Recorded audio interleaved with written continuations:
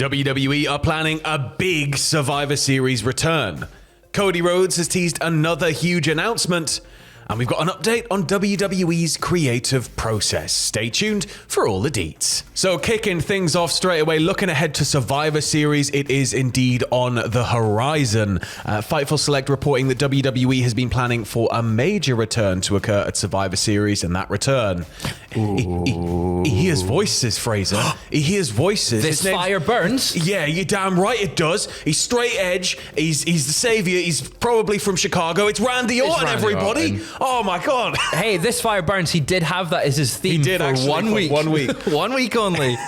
This fire burns. I still wish he'd bring back Burn in My Life. I know he hated it, but I love that theme. It was a great theme. But yeah, he's recently been training apparently in the Performance Center with the intent to return to WWE for the PLE at the end of November. And this comes as good news for Randy Orton fans because it got to a point where, you know, Randy's return was sort of shelved and it felt like the dates surrounding his injury and his recovery were kind of pushed even further back. And it got a bit worrying to the point where, like, God, could this be it? Like, for somebody who's been so healthy for such long stretches of his career, like, could this sort of be it all, like kind of wrapping up? But no, it appears not. It appears Randy Orton is coming back, so goddamn, that's some amazing news. Yeah, I can't wait. He's been out since like May 2022 and it's been a very, very long time. Get him in there with Cody. Get him in there with Cody. That feels like the perfect fit, right? To have they've got such history together, man. Legacy and all that. Bring back Manu. Yes. We want Deuce and Domino back. And you're damn right. There used to be somebody who'd comment under all the videos about Deuce and Domino. They're probably, you know, just they've got like the Pepe Sylvia strings going right now. They know what's happening. We need all of Legacy back, apart from one of them. There'll be Juice and Domino watch on every single weekend news from now on.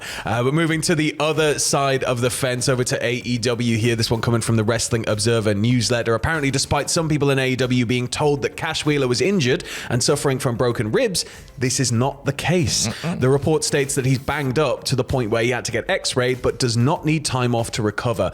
Continuing on, it confirms that FTR losing the AEW World Tag Titles on last week's Collision was done to shock the audience and to build to a rematch rather than to cover for an absence due to injury. The idea was to put Big Bill and Ricky Starks over strong to help boost Collision and to bring a rematch between the teams. The report confirms that the official direction for the tag titles was to set up FTR versus the Bucks, with that originally planned for Full Gear. So it feels like this was kind of just a big shock change, get some eyes on the product, get some buzz, get some talking points. I think it worked. Yeah, like it did. People, I remember looking at the chat when Fastlane was on and Collision was on at the same time, and it's like, oh, the FTR have lost. They've lost the belts. Yeah. Like, what's going on here?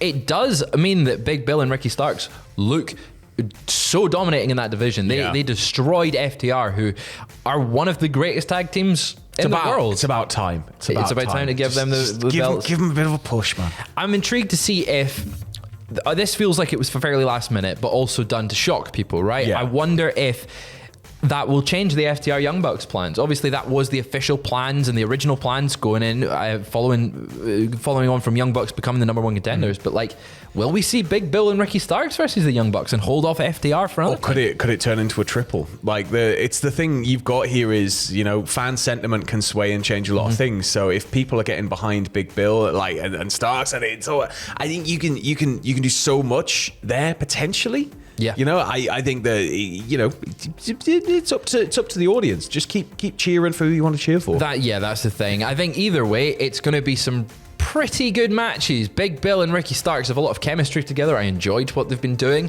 and I'm happy to see them with the belts. It's fresh. Well, we've got another AEW star appearing in a film, haven't we, Fraser? We do indeed. I love a bit of film news, despite there being ongoing strikes. Takes me back to Cannes 2015 in the sun where it was warm. It's lovely. It's lovely. With free coffee whenever I want. Oh, it was just so good. You've lived a good life, Sam. What happened to my life? Well, Wrestling Observer newsletter has reported that MJF has recently filmed a small role in the movie Floaters, which stars Seth Green, Steve Guttenberg, and Aya Cash.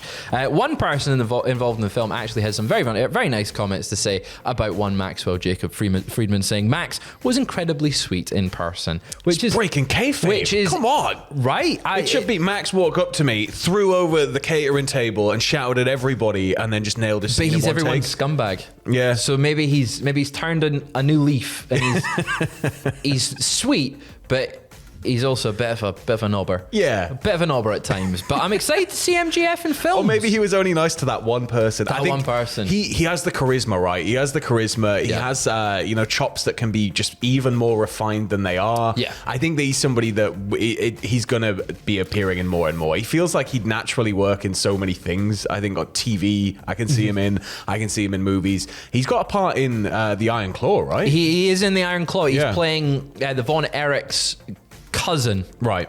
Not a real cousin, not shoot cousin, fake cousin in wrestling. So he's got a part in the Iron Claw, which is a big A24 film coming out later this year, which is probably going to be the first big exposure we'll see to MJF on the screen. Yeah, so we could be gearing up for a Hollywood MJF run before long. But focusing back on WWE last night, we had an interesting face-off backstage in a backstage segment. Charlotte Flair was told by the new GM, Nick Aldis, that she'll be challenging Io Sky next week on SmackDown for the WWE Women's Championship because he's like, a little damage control got involved and it wasn't really fair, Charlotte. I think we need to make things right.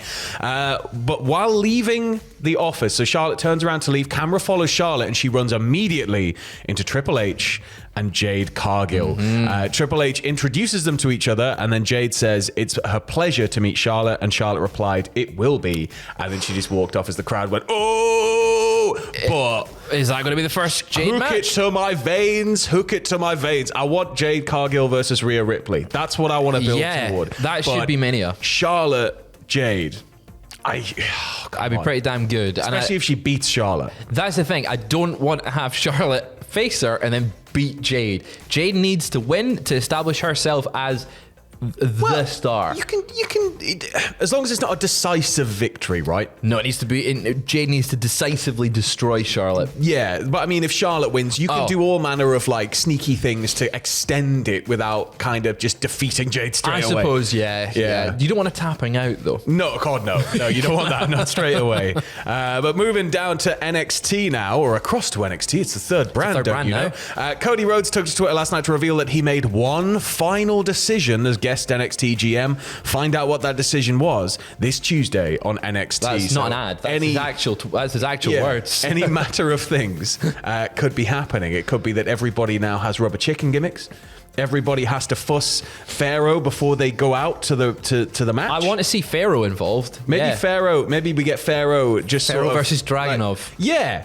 But Dragunov's like not allowed to attack Pharaoh. So it's just Pharaoh cutting a promo.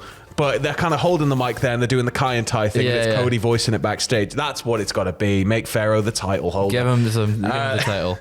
And moving back to Nick Aldis now, in a post-SmackDown Digital exclusive, he announced that Santos Escobar will go one-on-one with Montez Ford last week. This follows Street Profits and Bobby Lashley attacking Carlito backstage on last night's SmackDown. That segment was... it's not cool. No, it's not cool at all. Cool. So it's sort of, welcome back, Carlito. How do you feel about your return? He's like, I've got one word about my return.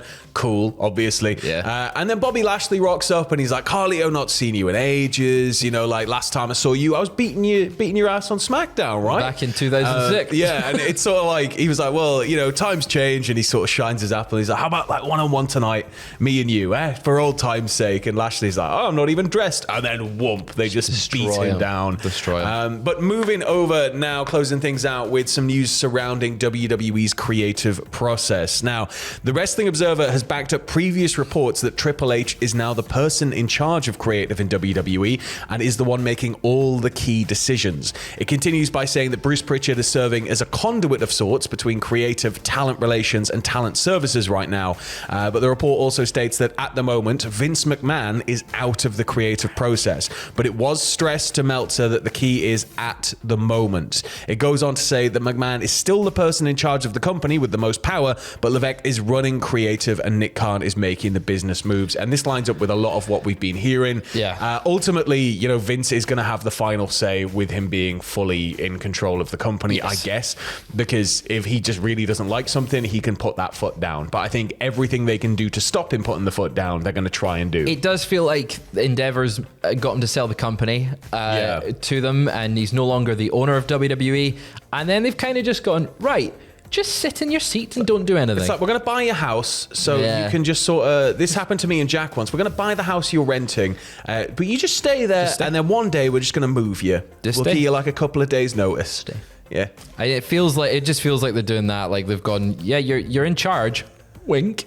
Like, sure, Vince. You're going to take all of the big bad public news when it happens. Yeah, just put all of them on the fridge and we'll get round to it. But yeah, that's I'm not surprised. The creative's been pretty damn good recently. Yeah. I've been enjoying it. Well, that's it for your second dose of lovely bumper weekend wrestling news. We may be back later on with a third edition if any further news breaks. But if not, keep it with us here at Cultaholic all weekend. We got plenty of content coming up. Podcast is out now. You can check out all of the additional news that's breaking throughout the day via cultaholic.com as well. So in the meantime, stay safe and we'll catch you in a bit. Tatty bye.